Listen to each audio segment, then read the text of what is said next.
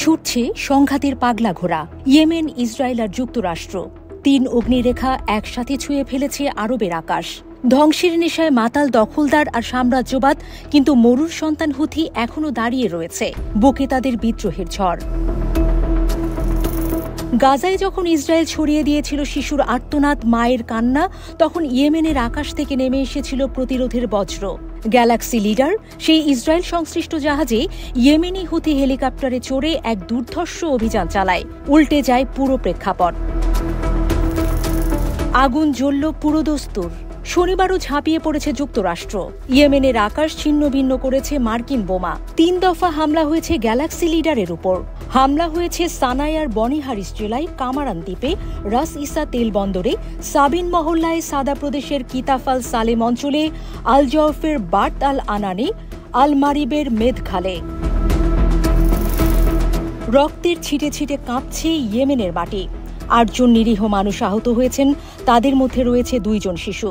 তাদের কান্না যেন আজ প্রশ্ন করে, কারা সত্যিকারের মানবতার সেবক?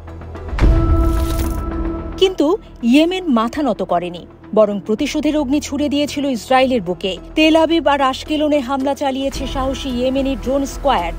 একই সাথে লোহিত সাগরের উত্তরে এক মহাকাব্যিক অভিযানে ঝাঁপিয়ে পড়েছে হুথি।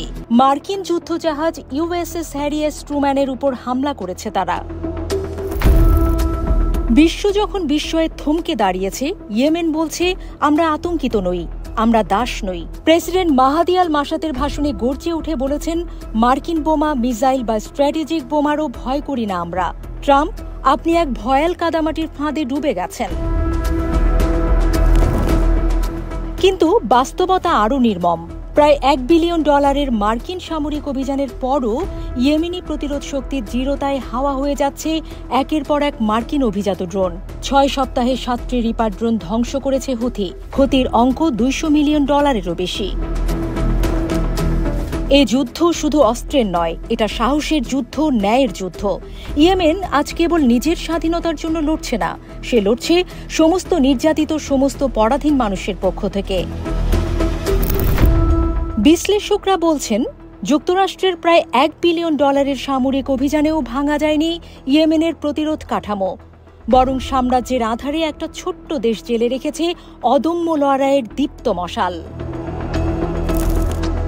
এই মুহূর্তে ইয়েমেন যেন প্রতিটি বুলেটের জবাবে লিখছে নতুন এক ইতিহাস, যেখানে দখলদাররা হারাচ্ছে দম্ভ আর ফোঁটা ফোঁটা সাহসে জেগে উঠছে এক অনবদ্য প্রতিরোধ।